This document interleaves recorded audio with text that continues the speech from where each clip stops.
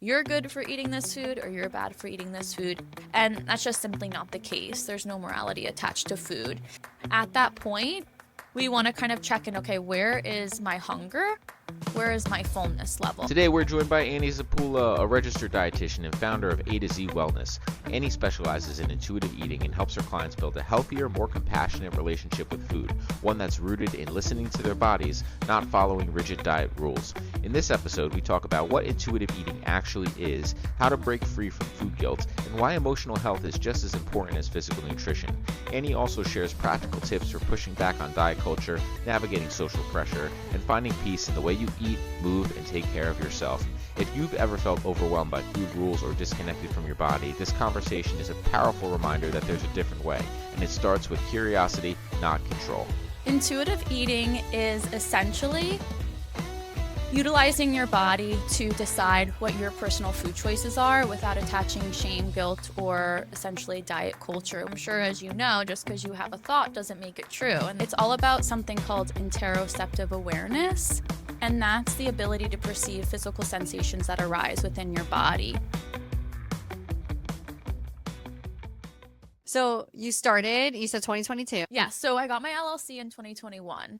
And at that time, I was doing just a lot of researching, marketing, connecting with doctors, and didn't really start seeing clients until the end of September.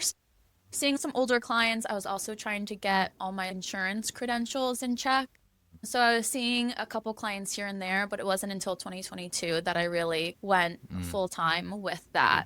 And then towards the end of that year, I got into my office space that I'm in now, so I can do virtual and in person, which is great. And you really kind of have developed this niche of intuitive eating. How did you come to decide that was what you were going to pursue? Yeah, that's a good question. Yeah. I definitely have had my experience in a variety of nutrition settings, and I really felt like I didn't find my full voice or counseling style until I started my own private practice. I just always felt held back to a certain point. I was really passionate about intuitive eating, mindful eating, having a healthy, sustainable approach to nutrition. And so I've been in practice for a few years now, but last year I did do an intuitive eating training, and that's what kind of really brought my passion back to that kind of counseling style. And I just see in my day-to-day counseling how many people have complicated relationships with food, and I'm really passionate about giving relief to people. So my parents have always said that I've been a really intuitive eater my whole life. So I've always had that in the back of my mind. They would tell me that I have this little munchkin, and I would take little bites and pieces of it, and I would just take my time eating it. And I would even sometimes leave a small piece of that on my plate. Or, for example, we weren't allowed to have dessert until after we ate dinner. I just wouldn't finish my dinner. I wouldn't care enough about the dessert. I was comfortable enough to leave food on my plate, and I just always found that so fascinating. So through my career, I definitely had my challenges with nutrition because you're just so immersed in this health and wellness field that your perspective can become complicated with nutrition. So I had my fair share of challenges with that. And so it wasn't until I feel like I was really practicing more of this intuitive eating that I was able to also bring myself back to my roots. And now I want to share that with other people. Are you finding that people are coming to you specifically because you specialize in intuitive eating, or are you more educating them once they find you? It's a combination. I definitely know that I work with therapists or doctors that understand my specific counseling style, so they come to me, or maybe it's through other patient referrals that know my type of style with intuitive eating, mindful eating, things of that sort. But I also just really incorporate that into all of my clients. I really think it's so important that no matter what your health goals are, that we're keeping a healthy perspective around food the whole time. Intuitive eating is kind of like a buzzword lately, but Yeah. for people who don't know what that even means, can you describe it? Yeah. Intuitive eating is essentially utilizing your body to decide what your personal food choices are without attaching shame, guilt, or essentially diet culture with that. So it's all about something called interoceptive awareness, and that's the ability to perceive physical sensations that arise within your body. And so just as you feel like your bladder's full and you need to use the restroom, we feel like hunger, we feel the need to eat, we eat. Sounds super simple, but it's become so complicated over the years. And intuitive eating creates this really strong connection and relationship with your body where you understand it emotionally, physically, mentally, and know what it needs and honor that. And chill. I feel like that it was probably so much easier to be aware like 100 or 200 years ago because Right. we're like now we're bombarded with all these Yeah. sensory. Exactly. Yeah. What's so funny is that everyone's born innately intuitive. As babies, right? Like the baby knows when it's hungry, it cries when it needs things.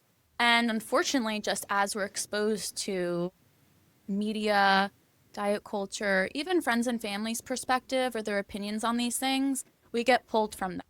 But that's still your true self. That you're still born with that. That's still there. So we can pull back to that. That's such a good point. Yeah, babies know when they're hungry. They Right. cry when they're hungry. They stop Exactly. when they're full. Exactly.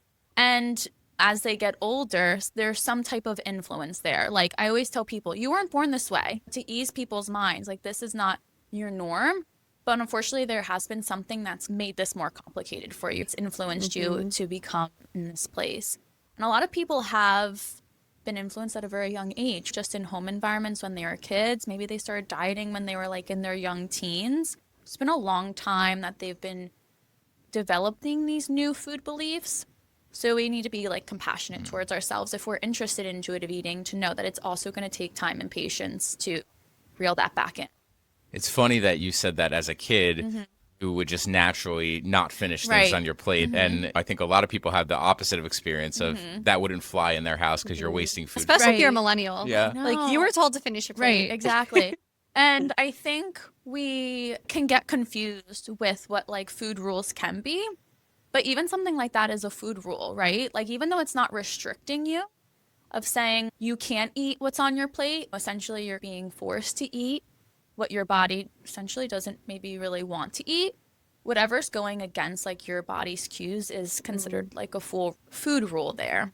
Right. So something that maybe parents were using in the past to prevent picky eating, let's say, now as an adult, you have this narrative in your head that I need to finish my plate. But what happens when you're at the Cheesecake Factory Right. and it's a 2,500 calorie plate Right. and you think you have to finish it? Exactly, right? People think that if food's there, that they have to finish it. And you don't have to if you don't need to. And I know that also is attached for people with like food waste, right? Feeling guilty about wasting food. And we work around like some strategies if someone's really passionate about that. Fortunately, the minimal amount of food on your plate isn't really going to solve like the bigger issue in regards to food waste. And once again, the most important thing is to like honor and listen to your body. And we want to prioritize that over finishing your plate. So, how can people begin to uncover and discover food rules that maybe subconsciously they have? Right. So if you're feeling like you have any kind of like guidelines or restrictions around your food of I can only eat this food at a certain time, I can't eat this food, I can't past a certain point of food, or if certain foods also bring up like intense emotions, anxiety, guilt, shame, those would all be some red flags in regards to having more food rules around your eating. So let's say someone finds, okay, I do have this food rule. I can't eat this type of food or I can't past a certain time. How do you start to undo that? Yeah, that's a good question. So there's two different types of restriction. There's mental restriction and physical restriction. So we might have these thoughts and these food rules of I really shouldn't be eating this. This is bad. This might happen if I eat this. And that's like more of that mental restriction. If we're with that, also not allowing ourselves to have that food, that's physical restriction. Someone may just have mental restriction where they're eating it and having these kind of thoughts run through their head. And so in regards to that, we combat that through a few like important steps. I have this 5-step practice for my clients where the first step is to recognize the origin, right? So you want to recognize the thought and consider where it came from. Where could I possibly heard this from? Was it a diet that I did? Mom say this to me? Did I just see this through social media? We want to recognize it and give it a, point, right? A point in time. Then we want to rationalize with that, right? We want to question like, is it really realistic if I never eat bread ever again? Like, I'm human. I'm going to want a piece of bread. So we can deconstruct that a little bit. Then we want to recognize our truths, right? And know that we don't need to feel guilt and shame around food. So we practice some self-compassion around there. And then we also repeat the process, right? We then kind of change whatever new thought is coming and just repeat that over and over again. We do want to recognize the thought and then switch that thought for a new positive one. Sounds a lot like some therapy techniques. Yeah, there's so Yeah. much mental health I with know. that. A lot of people will recognize dietitians as like food therapists. And of course, there's a lot of things mentally and emotionally that come up that we can do. But of course, anyone that's struggling with their relationship with food or has any more significant eating disorders would definitely need to see a therapist in conjunction with the nutrition therapy. Do you think a lot of people who are coming in recognize the emotional connection, or are you revealing that to them as they're going through this process? I really don't think a lot of people do. We talk about these things and people are like, I just feel crazy, right? And I'm like, listen, I hear it all the time. It's quite normal for people to experience this. And it's not until we discuss it more that people realize that it doesn't have to be that way, right? Like I mentioned, people have kind of been in the cycle for sometimes 50 years, right? And it becomes their norm, and it feels strange to think of something different. And I will say too, there's not many experiences they have hearing a different narrative, right? Whether it's through like maybe a doctor's office, different health professional, family, friends, diet media, and that promotes certain diet behaviors. So to have a different perspective is really surprising for people. It makes sense to them initially, but it takes time for them to really let that sink in. There's a lot of education there because they Yes. are hearing so many different things. Right, exactly. And that's what's difficult with social media nowadays is there is a lot of miseducation out there. And people are getting a lot of their nutrition information from social media. And it makes people really confused because everything contradicts itself. Yep. It causes these intense emotions for people. And people are like, I don't even know what to do anymore, eating wise. I don't know what to eat. And that can cause people to restrict, or that can cause people to have this screw up mindset where they're like, I don't know what to eat, so I don't even care anymore. I'm just going to eat.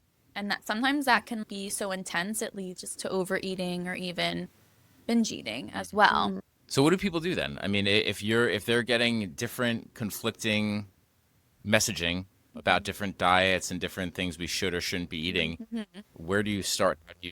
How do you reconcile that? Well, if you're feeling that confused about nutrition, it would be recommended to see a dietitian, someone who has the credentials and is trained in nutrition to understand proper nutrition education. Even though I'm giving a lot of counseling with intuitive eating, mindful eating, I really emphasize nutrition education in my sessions as well. So we talk a lot about information that clients have heard, we debunk it, I give them real information. Even if we're making tweaks to their nutrition, I tell them I'm going to explain why I'm making these changes for you so you can understand instead of always just feeling like you're following, eat this, eat that. Do you think the people that are putting out information about these very specific types of diets, do you think they believe the messaging they're saying? Is it an education problem for them? What do you think that is? I do think that there's an education problem across the board, right? Because the average person, in health ed isn't really taught significant information about Just nutrition. the food pyramid. Yeah, exactly. How much is that going to give us, right? Especially as we have so many different phases with our bodies in life. And so, unfortunately, the goal behind that type of information varies per person sharing that. Me as a health professional, I'm really concerned about your well-being and your overall livelihood. And I want you to, at the end of the day, be well. And I think when it comes to diet culture and people wrapped in that who are promoting certain diet rules, they may be more concerned with the marketing aspect of that. Yeah. They're building these intense emotions with what they're promoting to essentially reel you in. They're making you feel like maybe you're doing something wrong, your body's wrong, you need to fix it, and how do you fix it?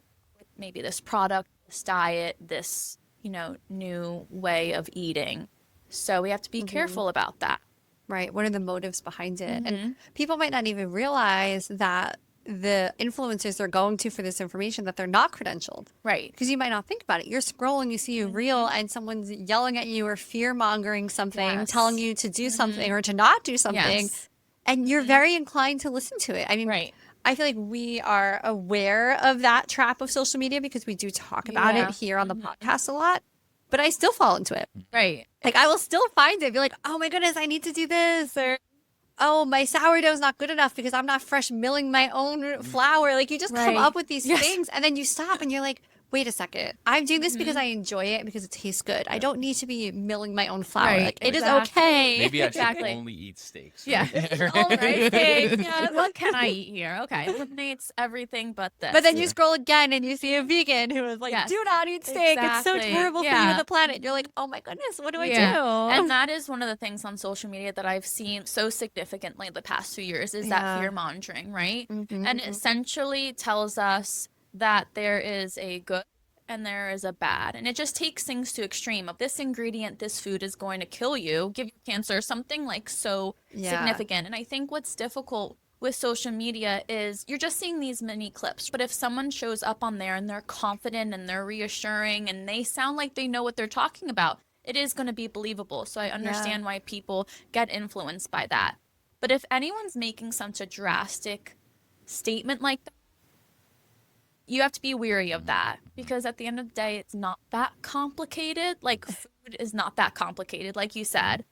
You enjoy doing something, it doesn't have to be to perfection of Hmm. making everything homemade, everything organic, not using certain ingredients. It just isn't that complicated, but we've made it really Hmm. complicated. You see a snippet of one person making lunch for their family and you Hmm. think this is how this person eats all the time and then Hmm. you have guilt that you're not doing that where Hmm. realistically you can't eat like that all the time or maybe your Right. lifestyle is different than their lifestyle. They're getting paid to create content that evokes Hmm. that feeling. I'm not getting paid to create Yeah. content that is homemade Exactly. food. It's a little bit Yes, different. exactly. And I think that applies to all diets, right? Yeah. Is there may be little tidbits of information that can be helpful to pull and may benefit you. But once again, it often takes it to the extremes, and we have to figure out, does this align with your values? Does this Mhm. align with your goals? Does this align with your lifestyle? And see if it's something that's like an actual, realistic, sustainable change. Mhm. But if it's promoting anything like guilt, shame, or any kind of anxiety around what you're currently doing, that would be something we want to really try to weed out.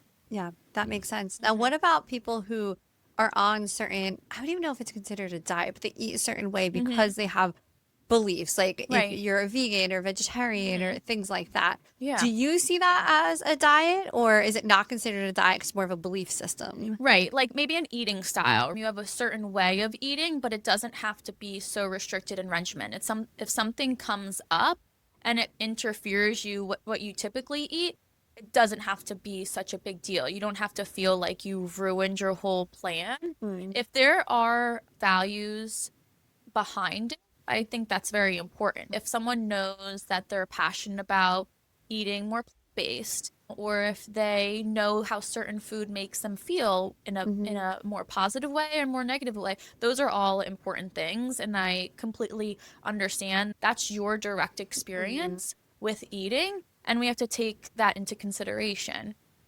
When clients come to you and maybe they have all these preconceived notions Mhm. about certain diets Hmm. to follow or stuff they've heard on social media, what does the process look like of unlearning some of that Mhm. stuff? It first starts with rejecting that mentality, right? Yeah. The first intuitive eating step is reject the diet mentality. So we want to get mad at all of the diets that you've tried and have been falsely told that this is it. This is the one Hmm. that's going to do the trick, going to get you to where you want to be, and be upset that's not what was the truth. And so we have to reject that mentality and know that diets don't work. At the end of the day, there's research that shows us that diets don't work. Especially within that 5 year mark, people are regaining the weight that they lost from previous diets. So we have research to see that.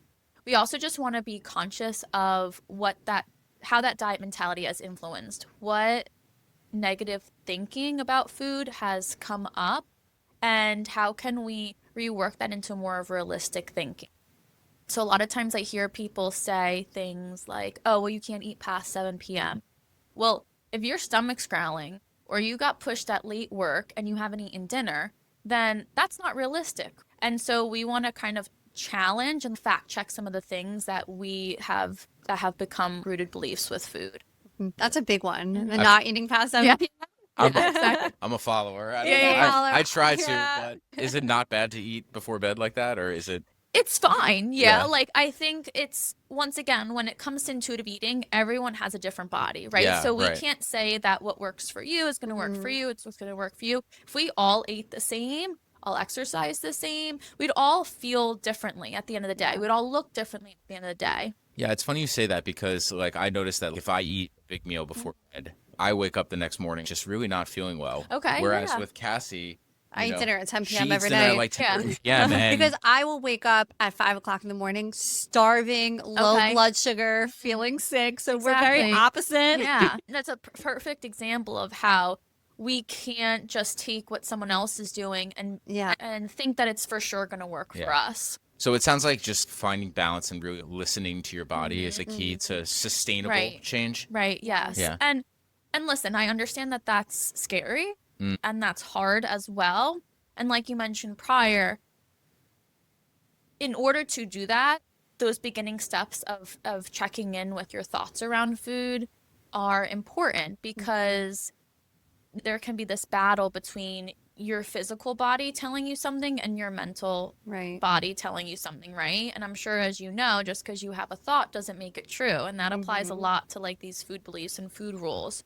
So we do have to uncover a lot of that thought process while we're working together to say, okay, me as a health professional, this is what I think could better balance your eating or might sustain your energy longer. But at the end of the day, I also want you to come back and tell me whether that's working well or not, because I can't tell you exactly what's going to feel your best. So we do have to combat that mental state around food while we're also balancing out physically. Yeah, that interplay between thoughts, feelings, and behaviors are so important. Yes. You see that a lot in cognitive behavioral therapy. Yes. Everything really originates with those thoughts. That changes how you feel, and then Yep. you act on Yeah. those feelings, right? Yeah. Exactly.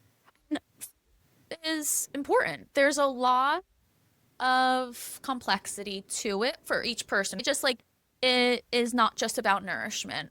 Nourishment comes in many forms for energy purposes, but also it's nourishment in like connecting with people, making memories, just enjoying the taste of food. So all of those things come into play.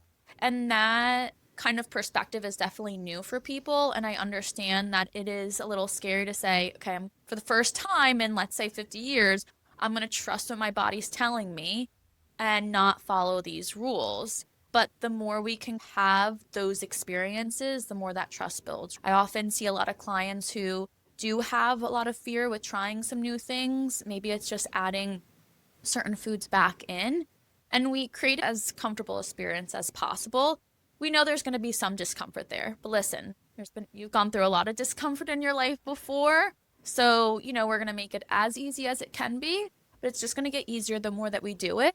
And we need those direct experiences to be like, okay, I eat this and nothing really changes, right? Like I enjoyed it and like my body didn't change. I didn't feel sick. All of these fears that might come with eating. So that direct experience is super important. Yeah. Do you get a lot of people who will have that fear of gaining weight if they start intuitively eating? Yes. So a big thing that is attached to diet culture is essentially norms, beliefs, and practices that are geared to essentially weight loss and this ideal thinness that our society has for our bodies. And so a lot of people are worried about how eating is going to change their body, understandably, because diet culture has pretty much said that when it comes to things that are good and bad, there is this idea that if you eat something bad, that one of the consequences people think is weight gain. But at the end of the day, part of intuitive eating is your body knows what it wants to eat and how much as well. So there's only so much a calculator can do, and that seems scary for people. but eating a certain type of food doesn't immediately mean weight gain. And we have to have those direct experiences to see that eating, let's say, something that's more rich or indulgent, like cake or something, doesn't cause our weight to shift drastically. Do you count calories at all then? Like myself personally Like or with just like clients. with clients or Any client that's coming to me who's looking to improve their relationship with food, we do not count calories. And okay. so, of course, we have to have an understanding of, a balanced diet and how we need to consume adequately. And so we'll sometimes do like portions or exchanges or things like that because we have to have a basic understanding of how I can meet my nutrition needs, right? Right. With that right balance. And so instead of counting every single calorie and it being number based, which can get very overwhelming and can lead to some negative thinking, especially like in regards to the scale as well, we focus more on like that balance, making sure that we have all of these different components of a meal that make us full and satisfied, right? Yeah, so there's like very much a spectrum here of either food restriction or consumption. Right. And the goal is to try to find that balance. Look, for people that are new to this practice of intuitive eating, how do you find the cues? How do you know what to look for? Right. Yes. So what's interesting is people who overeat or overindulge, binge eat, tend to still have those cues present. We just need to focus on discovering satisfaction. So, in discovering like more of our fullness, stopping when we're comfortable. And then people who tend to restrict have lost those hunger cues and have their hunger meter broken a little bit because their body has been so underfed that it might not hear hunger cues and it might get really full really quickly. So, Wow. in regards to that, like the restriction, we do have to make sure we're back getting to a point where we're adequately fed, we're consuming enough nutrition for their energy needs. And then when it comes to people who maybe overindulge, we're really slowing down around meals. We do a lot of practices, handouts, things like that, where we can extend the eating experience and check in a little bit more frequently to see how our hunger and our fullness change as we're eating. I will say that, of course, there's that like emotional aspect to it. We might push past those physical cues, and that's where there is an intuitive eating principle of coping with your emotions with kindness, working with a therapist to deep dive into what emotions are coming up, like what has affected your reliance on food for emotions. And so, if that can also get resolved in the process, that's going to make your desire to lean on food a lot less as well. Yeah, because there's so much to uncover there. And Mhm. I'm sure as they're going through this process with you, Yeah, they're figuring so many things out and making all these right. connections, and that could be really overwhelming. Yeah, it is. I think it's very emotional for people too. Yeah. They feel confused why they think this way or feel this way, and they want to quote unquote be normal. And I often tell people, I'm like, listen, most people experience this is very common. So know you're Yeah. not alone in what you're feeling. And there isn't really a norm. Of course, we want to feel that freedom. That is great. But that norm doesn't completely exist. And Yeah. so, yes, there's a lot that is explored and discovered in this process. And there's certain weeks aren't always easy, but going through those difficult times make you stronger when you have these experiences come up again with like intuitive eating. We have to remember our experience with food to allow Mhm. that to be more concrete in the future. I love you brought up some exercises that clients who struggle. For people who are at home, they don't see a Mhm. dietitian. Can you give them maybe a quick little exercise if they're over consuming or under consuming that they can implement today? Yes, if people are over consuming, one thing that I encourage people to do is to pause halfway through their meal. So it's really difficult because we live in such a fast-paced society for that to bleed into our eating.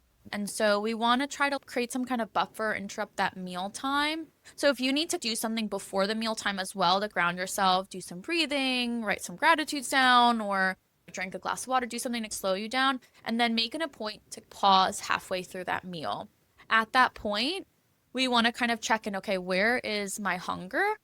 where is my fullness level? Doesn't mean that we're saying you can't go back to eating. This is just like an observation. And then that gives you a little bit more of an idea of how much more you want to eat. Also, I will say too, is that generally when we eat a balanced and satisfying meal, that sustains us for anywhere from 3 to 5 hours. Every person is different. The amount of time that it takes for our liver to digest and utilize those energy stores is anywhere from 2 to 6 hours. So that 3 to 4 is that happy medium most people fit into. So what we'll usually do is we will set a reminder around that 3 hour mark and say, okay, we're going to check in and see if there's any hunger cues that come up and try to then eat within that next hour. So we're not going too long without eating. Because a lot of people are so distracted with their days, like whether it's just work or personal things. Yeah. And that can really suppress our cues. So if we can create a reminder to check in, that helps as well. And in our sessions, that's where that education process comes in of what are hunger cues, what are fullness cues, right? Like what is that comfortable place with both of those that we want to be aware of? That's a big difference from people who just wake up and have coffee for breakfast Right. and maybe they're not eating until 3 p.m. Right. I'm sure that Exactly. that does suppress their hunger Oh, cues. 100%. Coffee is one thing that I try to get people to kind of have after they hydrate and eat because it is a big appetite suppressant. And so a lot of people are like, I just don't feel hungry in the morning. And it's like, do you not feel hungry? Or is it the coffee kind of like filling your stomach for volume and just suppressing it naturally? So those are some things we work on just so we don't have those like external factors influencing your body cues. We were just watching the reel that you made of a day in the life as a Yeah. dietitian. Yeah. And you were chugging your water as soon as Yes. you woke up. And I'm like, I Yeah. should be doing that too. Yeah. Yeah. We are, and that's a big one too. You know, dehydration can influence our hunger and fullness cues. So when we're dehydrated, it increases our hunger cues, our ghrelin, that's our hunger hormone, and it suppresses our fullness cue called leptin. So it can make one of those things as an external factor that can make us have skewed signals from our body. So we just are dehydrated overnight from breathing. Of course, we're going a long time without drinking. And so getting a glass or two in before you eat is a great way not only to just feel more energized and focused, but to help keep those hunger hormones in check throughout the rest of the day. How about somebody who's under eating or consuming? What are some things that they can become more aware? We want to make sure that they're eating enough throughout the day. So we'll work on how we can squeeze in those extra calories. Maybe that's smaller, more frequent meals so that it's easier to get more in a smaller amount. For them to be more aware of their hunger cues, we also will do some kind of practices with giving themselves like permission to eat as well. So we'll do like a handout on if they're, let's say, they're under eating and they have a fear of eating a certain food. We might do a practice where it walks through them with eating them. And in that exercise, it not only catches what they're thinking about food, but also it has them rate like, okay, from 1 to 10, where is your hunger feeling? Okay, how is that? What's your experience after you eat? How's that kind of changed 1 to 10? And have them see these actual answers written down instead of these made up rules. That's great. Yeah. Do you have any word tracks for people who are going through this process, but they still have family and friends who are maybe pushing the unhealthy narrative? Maybe you have someone who's like, I'm going to a family party next week and they always push me to eat really unhealthy food. They always push me to binge eat and I don't want to do that. I'm doing this intuitive eating now. Right. But I know my mom is going to say something or my siblings are going to say something or whoever is going to have something to say about the way that they're eating. Do you have word tracks for people? Do you help them with that? Yeah, we talk about the level of importance there. I think when it comes to family and friends and environments that we are in around or people we are exposed to often, it is important to pull them in a little bit. And of course, it depends on their comfortability and the relationship there. And so we'll come up with a phrase, like a go-to phrase that they can say, and they can just lean on if someone says something, whether it's, I'm trying this new intuitive eating thing, so I'm just really focused on what my body tells me. Or, yeah, I'm trying this new thing where I'm listening to my body, so I'm just going to wait a couple minutes and eat. Or it's something maybe more significant. I don't think food determines your worth or your health. Or I think that falls aligned with a diet rule and I'm not interested in doing that right now. So yeah, we brainstorm some ideas together and have them have a little phrase that they can throw in there if they feel like that's going to be helpful for them. Sometimes that's something they do want to share. Sometimes it's just something mentally that they want to repeat to themselves if they don't feel like it's worth it at that time or they're comfortable enough to really get into that with people. That's a very drop the mic moment. If Yeah. someone is like, you don't want to eat more cake, and they're Yeah. like, that's a diet rule that I'm not subscribing to Yeah, anymore. exactly. And some people don't know what to say. If you say something that people are surprised by, they're more likely not to say anything else in that moment, at least. But it is helpful, especially if it's close friends and family, for them to understand what you're going through so that they can support you. And you're giving them that hand to take, and you have to see if they're willing to like work with you on. Yeah, it turns into an opportunity to also educate them. Right, exactly. And once again, we have to be kind in that they've been exposed to the same exact things, right? It, of course, is frustrating, and maybe you've been influenced by their perspective growing up, but you have to have some self-compassion for them that they've been in the same world and they're influenced by that as well. Yeah. What would you say is something that parents can do for young children if they are starting to be exposed to that diet culture, let's say even in elementary school? What are some things that parents can do to combat that? Yeah. So, something that's really important for parents and caregivers to do is to be conscious of the home environment. We want to be conscious of our own beliefs and our own verbiage around food because whatever is happening at home is going to seem like norm for that child. So, one of the biggest things I work with most clients on is removing the words good and bad from our vocabulary in describing food. It just attaches morality attached to food and says that you're good for eating this food or you're bad for eating this food. And that's just simply not the case. There's no morality attached to food. And so we want to work on the way we describe food, thinking about, okay, how can we describe this meal in 5 to 10 words? And think about talking about food like it's crunchy, it's flavorful, it's rich, it's sweet, it's salty, it's fun, it's comforting. And those all have a much more positive, neutral connotation to them versus saying, oh, that's good for you to eat or that's bad. And so that's a really important thing to consider. We want to be the role models, the parents and caregivers want to be the role models for the children in regards to how they're treating their bodies, in regards to how they're fueling it and how they're talking about their bodies as well. So that's a big one to consider. So if they go out and they hear someone saying, "Oh, this food is bad," or they're hearing, some sort of diet rule, they might think, "Oh, that's not normal," or come home and talk to their parent about it. And then there's an opportunity to have a further discussion about it. Yes, exactly. We want to have those conversations to allow the child to recognize what's harmful and what's not. And a big thing with kids nowadays is, like we've been talking about, social media. Yeah. And there was a good amount of social media when I was in high school, but there's so much more now. And I'm not on TikTok, but through Instagram, I hear this whole skinny talk trend going around. Oh no, we're not on TikTok either. Yeah, let's explain this. Yeah, I hate to have to explain this, but yeah, there's the, I guess, a trend on TikTok that's talking about all of these little small behaviors, habits you can do to keep this thin ideal, right? And that makes it really difficult for kids, especially when their bodies are changing. There's a lot of changes going on in their life when they're young, especially with their bodies, and for good reason. Like, that's, how growth happens, and there's nothing wrong with that. But if they are constantly exposed to social media, seeing that we're supposed to be thinner, or we're supposed to eat this or that, it makes it really confusing, especially when their bodies are changing, so they feel like they just don't fit in, or their body doesn't feel worthy enough to be present. And so there's actually a setting on TikTok where you can block certain keywords like diet, weight loss, skinny, things like that. Wow. So it helps you curate your feed a little bit better.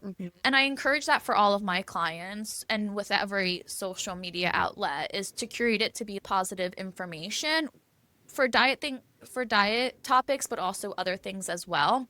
And then just considering their exposure level to it as well. I have clients who decide to delete apps because it is hard to just regularly filter those things.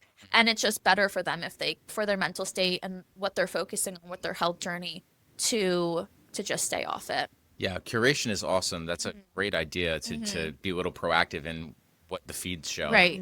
Yeah. Because you do that in your normal everyday life. Right. And why not do it on social media? Exactly. Cassie and I recently did a pretty life-changing thing, and we Yeah. like really set really firm boundaries around the phone use. And we've been doing it for like what, over a week now? Yeah, like Nice. Week and a half, and it's been a Okay. game changer. Like we leave the phone downstairs once we go up to bed. Nice. and starting I around love 9 that. p.m.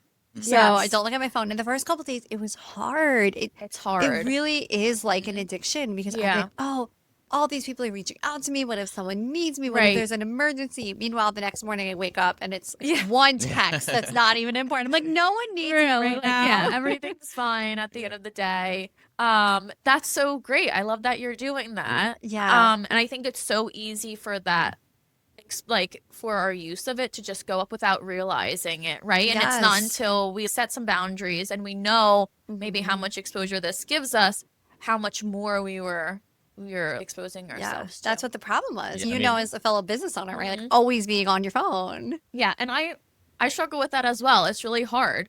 It knows what you like. It curates things. It brings attention, things that are going to bring your attention to, and it's really hard to cut that off. Putting those boundaries in place with it, it's kind of brought to light actually like how hooked we were on it. Right. And it's like the entire world is going through this shared experience. Of Right. Everybody's just straight We're up all addicted. hooked to it. Right, Yeah. exactly. Yeah. We even And had to get an alarm clock. 'Cause I Yeah. was like, well, how do we get up in the We morning? got I, an if I alarm don't have clock. a phone in my room. Right? Like There's something no so alarm clock. normal. But that is something that I think would steer people away from practicing something like that. I was like, oh, I Yes. need my phone for my alarm.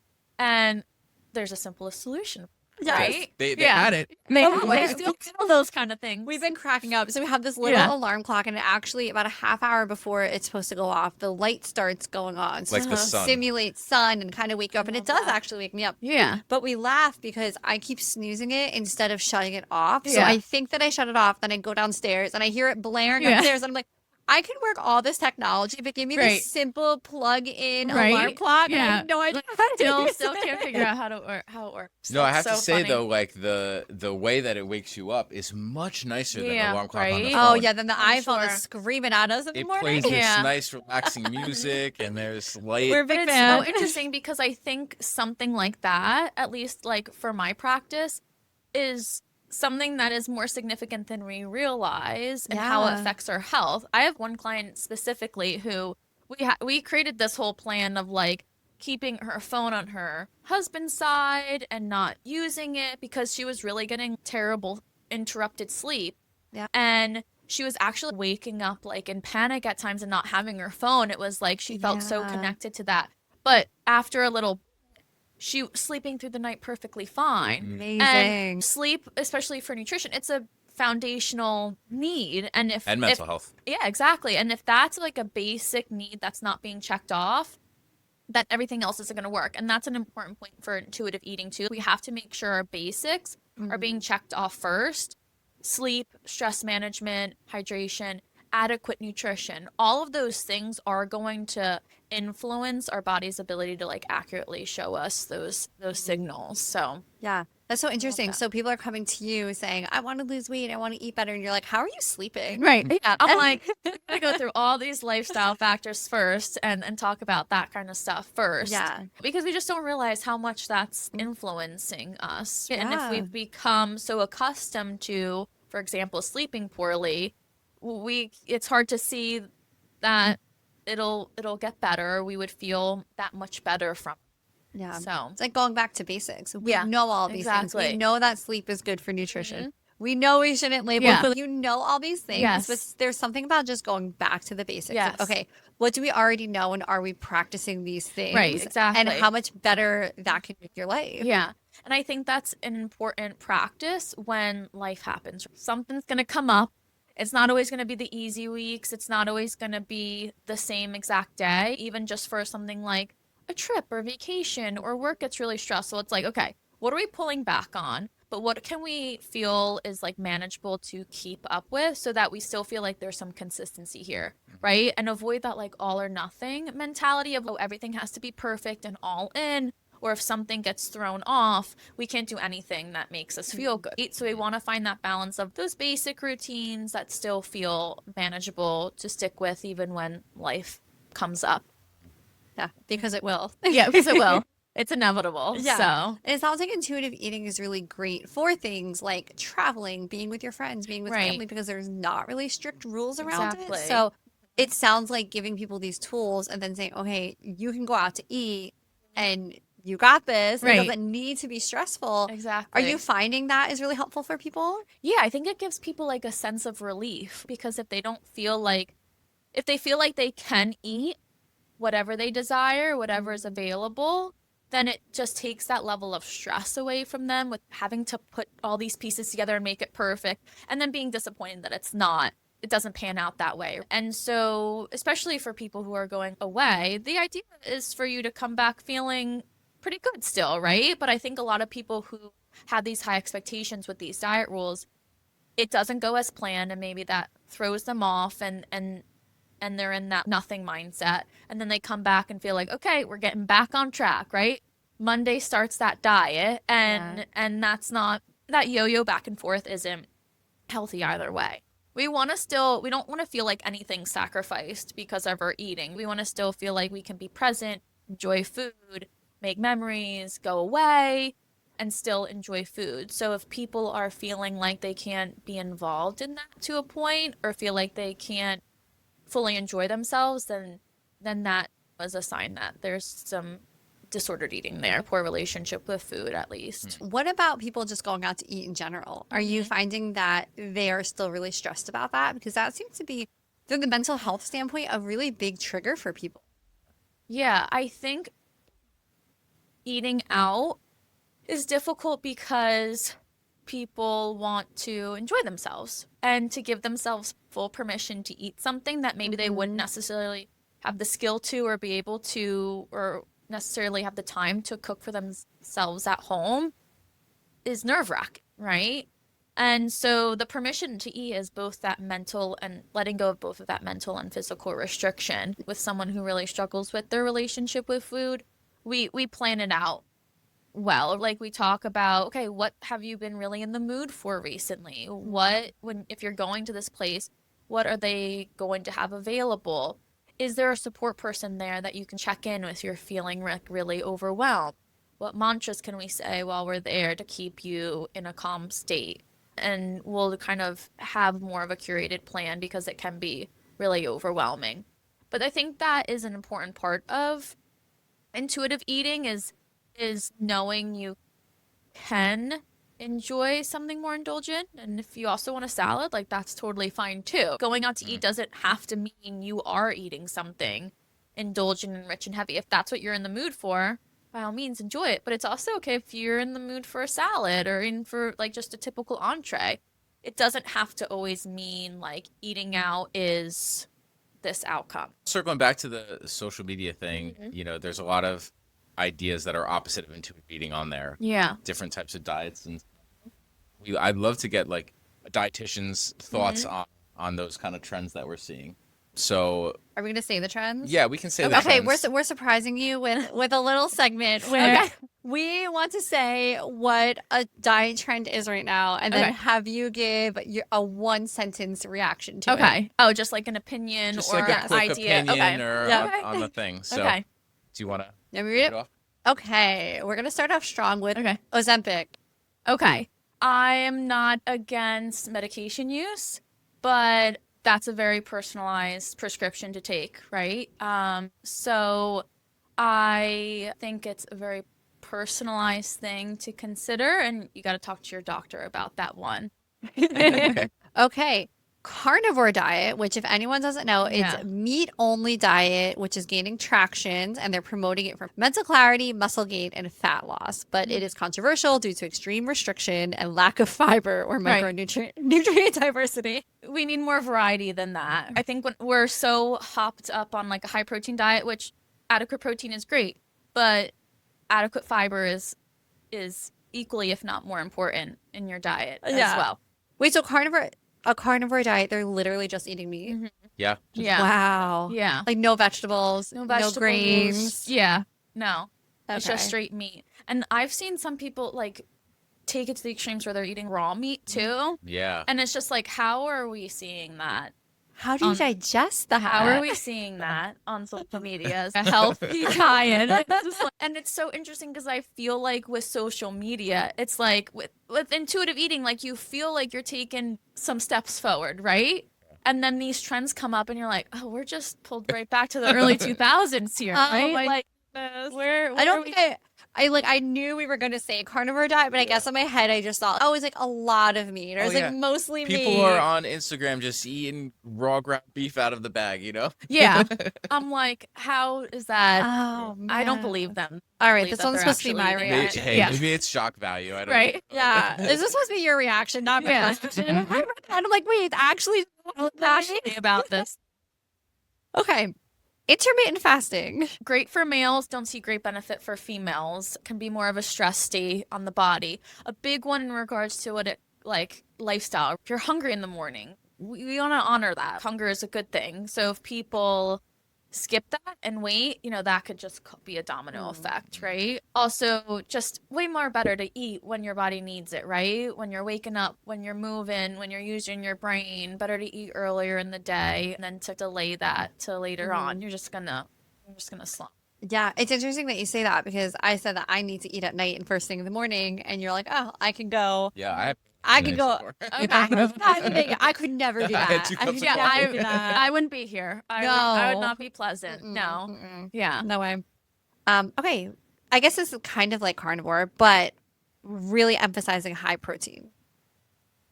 So I think people just like to hook onto something, right? They like one word and one trend, and they like to pinpoint something and just always say, okay, you're missing the mark on here. So I will say my personal experience, most people, especially females, aren't eating enough protein, but we're still staying within like the dietary recommendation, right? That range that most people need protein wise. I have people come to me who maybe someone has recommended like 50% of their calories coming from protein. That is ridiculous. That's completely unnecessary and really hard on your kidneys. So we have to consider like that there could be some cons to these things too, right? Yes. In regards to health. All right. And then we got one more. I don't see this as often these days, but keto. Once again, a completely unrealistic diet trend. I have a lot of people who have tried it and it's not sustainable. Like they've tried it because they tried it and it worked for a certain period of time and then it wasn't sustainable. People see like quick results from that. A good chunk of that can be water weight too as they're reducing their carbohydrates. So we want a balance of everything, right? I think with these trends, it points out that there's something that they're pulling that they're saying is bad or we don't need. And these food groups wouldn't exist if we didn't need them. If we look at the nutrition and research, there's like benefits to all of them. We just want to find that right balance for everyone. Yeah.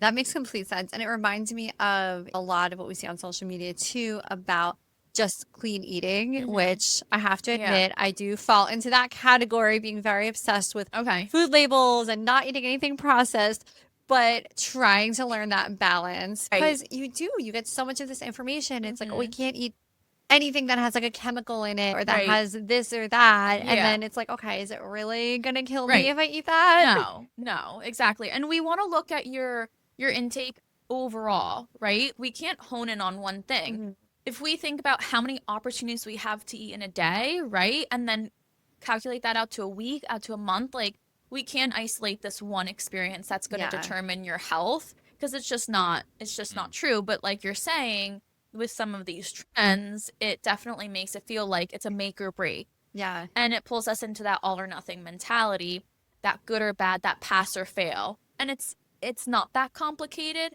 but it can bring up a lot of like anxiety. And it can also cause people to develop these fear foods around things where they have a lot of like guilt and shame when thinking about eating it, let alone like actually eating it. And it also strives for this perfectionist way of eating, right? Like dieting is like being perfect all the time.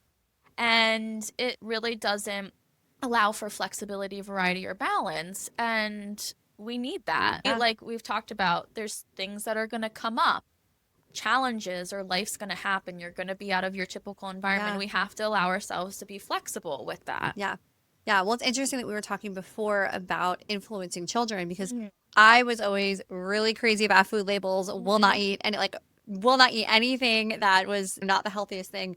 But since having our daughter, who is now a toddler and she's now eating, she's now having Right. opinions about food, Right. I've had to learn to really curve that and be like, Yeah. okay, she wants a Hershey Kiss. Mhm. Do I just let her have a Hershey Kiss or do I make a big ordeal about this? And then when she's older, that's going to be Right. its own separate issue. Right. So Yeah. it's interesting what the kids can teach you because Yeah. now I'm like, No, for I sure. have so much more food freedom than I Yeah. did pre-children Yeah. because I love I that. want to give her that Right. better message. That's a big motivator for a lot of my clients, wanting to be a role model for their kids or wanting to protect them from maybe what they were exposed to when they were Yeah. younger because they've had a direct experience and have had some challenges through that process. So Yeah. I think that's really great that you're doing that.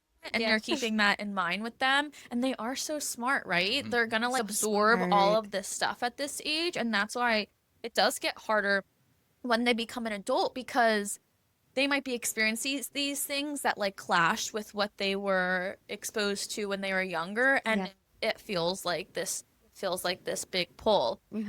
And once again, even for kids, we can't worry that one food is going to determine like their health, right? Just because they like chocolate doesn't mean they're not gonna like their protein or vegetable or their breakfast the next day, right?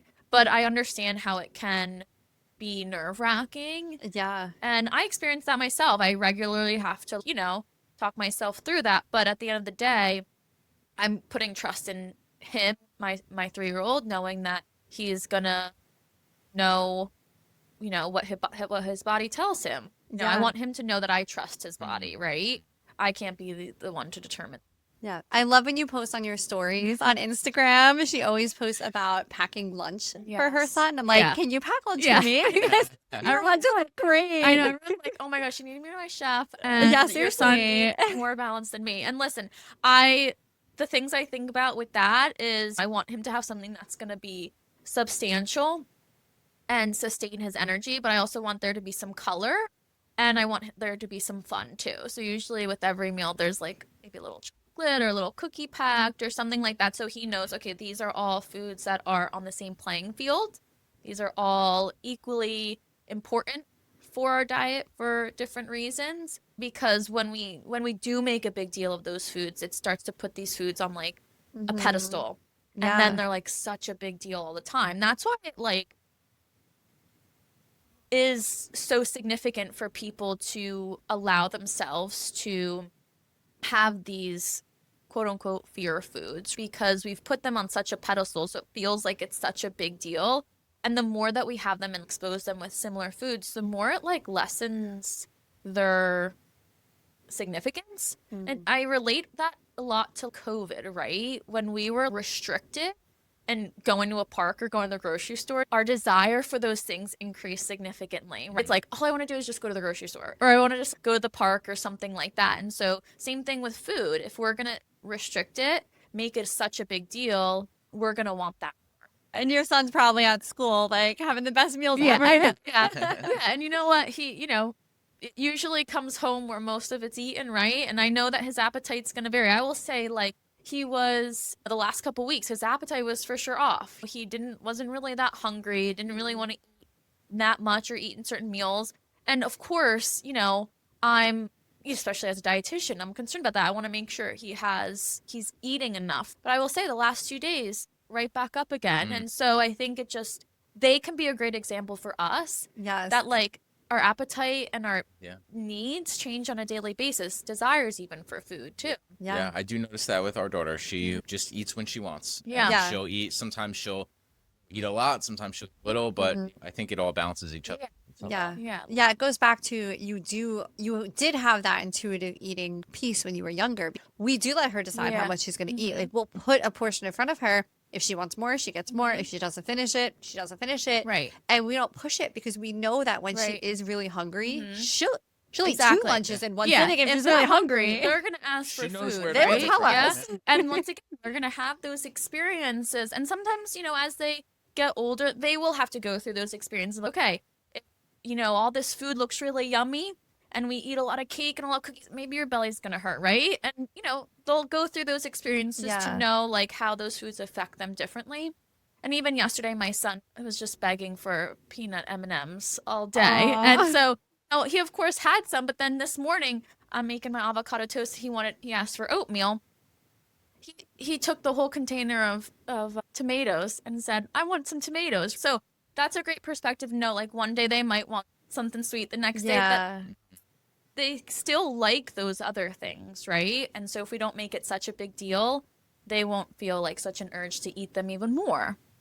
Well, I think today I'm going to make it a goal to harness that childlike intuitiveness I in love my, that. in my eating after this Yeah, conversation. yes. Yeah, gotta fuel your body, right? It's all Yes. about nourishment. Yes, I Yes. think that's great. Yeah. So for people who want to do that and if they want to find you, how do they find Yes. you? What's your Instagram, Yes. website, whatever? My business is A to Z Wellness Solutions. My Instagram is A to Z Wellness _ So a lot of people inquire through my website. I have a contact page there, or they'll send me an email or give me a phone call, which is all listed on either my website or my Instagram. And some people also find me through insurance. I'm in network with major insurance plans, so I appreciate That's the big. accessibility to healthcare. So that's a big concept of my business. So some people find me on their provider list too. So yeah, I'd be happy to help anyone who's interested in learning more about this way of eating. Awesome. Awesome. Yeah. Awesome. All right. Well, thank you Thank so much for you. coming here Thank you today. for having me. This was so fun. This I was such a good love conversation. talking about all health and wellness things. So this is great. Thank you so much. Right.